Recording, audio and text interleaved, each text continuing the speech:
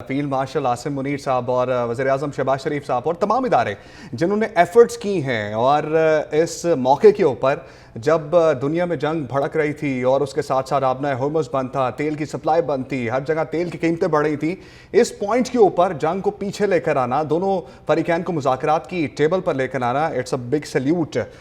पाकिस्तान को। और नगमाना हाशमी साहिबा, आपने बातें सुनी और मैं एक्साइटमेंट में मेरी एक्साइटमेंट से आप अंदाज़ा लगा सकती हैं कि मैं कितना खुश हूँ कि पाकिस्तान के अंदर जो है वो आज पाकिस्तान फैसले कर रहा है दुनिया के दूसरे ममालिक के, जब दूसरे मुल्क नहीं कर पा रहे वो आज हम कर रहे हैं अपने मुल्क में बैठ के ऊपर। एक पीस मेकर से एक ग्लोबल डिसाइसिव प्लेयर पाकिस्तान बन चुका है इस वक्त। जी बहुत शुक्रिया।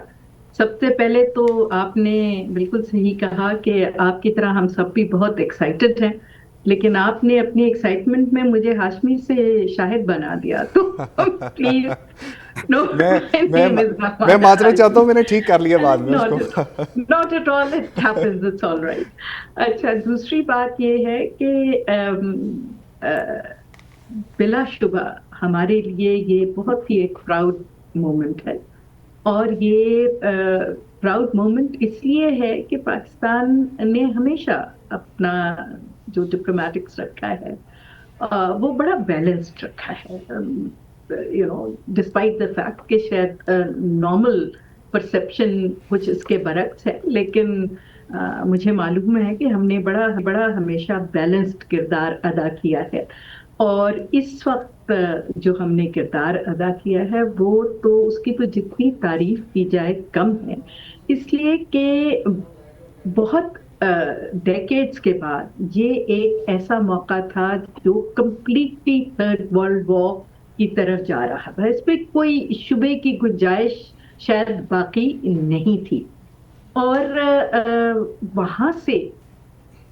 इतने डाई हार्ड एनिमीज को इतने सख्त स्टांस जो अमेरिका ने लिए हुए थे, अनरीजनेबल, और जिस तरह की हठधर्मी इसराइल दिखा रहा था, तो उस एक बड़ी डिफिकल्ट सूरत हाल से अमेरिका को अंडर ट्रम्प्स लीडरशिप, जो कि बहुत ही वॉलेटाइल और अनसर्टन सी होती है, बिकॉज यू डोंट नो कि ये अगले सांस में क्या कह देंगे, वहां इतनी टेंस सूरत हाल में लोगों को समझाना कि ये रास्ता जो आप लोग इख्तियार कर रहे हैं ये तबाही का रास्ता है, इससे लौट आइए और मुज़ाकरात की मेज पे आए। और मुज़ाकरात की मेज पे जब आता है कोई भी, खास तौर पे जब ईरान जैसी सिविलाइजेशनल स्टेट, और उन्होंने दिखाया है दुनिया को कि कितने स्ट्रांग है वो, रिजिलियंट है,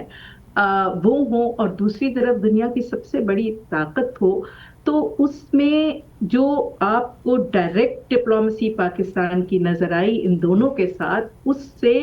बहुत ज्यादा मुश्किल diplomacy behind the scenes Pakistan कर रहा था। क्योंकि अगर याद हो तो इस जंग के शुरू होने से पहले, जबकि ये बातें हो रही थी कि शायद ये जंग शुरू हो जाए और बहरी बेड़े जो हैं अमेरिका से रवाना हुए थे, तो खामोशी से पाकिस्तान की लीडरशिप, चाहे वो पॉलिटिकल हो,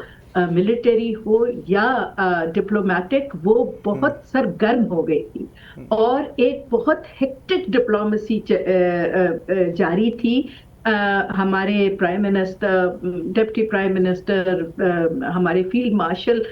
ने बेतहाशा विजिट्स किए रीजन में भी, और बेतहाशा hundreds of telephone calls and consultations हुई, अमेरिका के साथ भी, ईरान के साथ भी, गल्फ स्टेट्स के साथ भी, चीन और रूस के साथ भी। तो बहुत एक जो आपको सामने नजर आ रही है उससे बहुत ज्यादा अनथक मेहनत वाली डिप्लोमेसी इसके पीछे चल रही थी, जिसके नतीजे में आज आपने देखा कि दुनिया ने रिकग्नाइज किया पाकिस्तान को कि ये रीजन की एक बहुत मिलिटरली स्ट्रेटेजिकली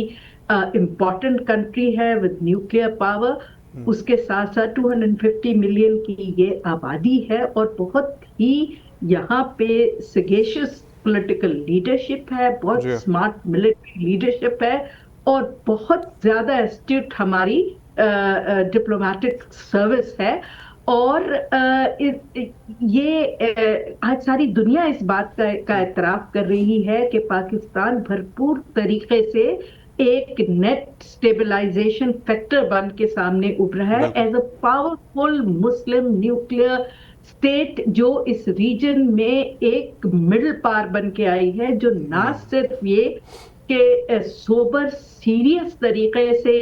अपने मामला चला रही है, बल्कि वो बड़ी बड़ी ताकतों को ये बात समझाने में कामयाब हो गए हैं कि इस खित्ते का फ्यूचर, इस दुनिया का फ्यूचर जो है वो तीसरी जंग अजीम करने में नहीं है, बल्कि बातचीत से मामलात को आगे बढ़ाने में है। तो ये बहुत ही आई थिंक एक प्राउड मोमेंट है पाकिस्तान के लिए। और आई थिंक कि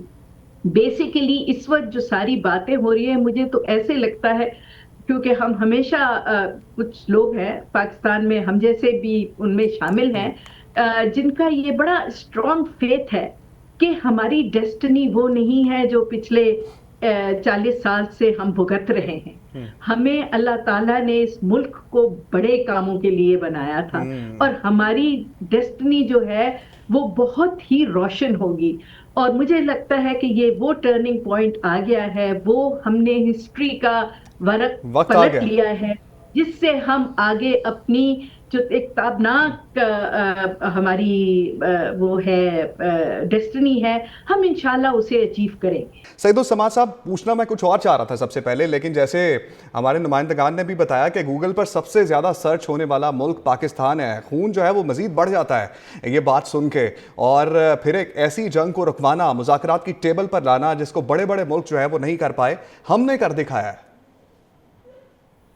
कोई शक नहीं जनाब, इसमें पाकिस्तान जगमग जगमग कर रहा है दुनिया के मैप पे। और मैं समझता हूं कि पाकिस्तान का जो तारीखी किरदार है, आई मीन टू से, जब से पाकिस्तान आज़ाद हुआ तब से अब तक,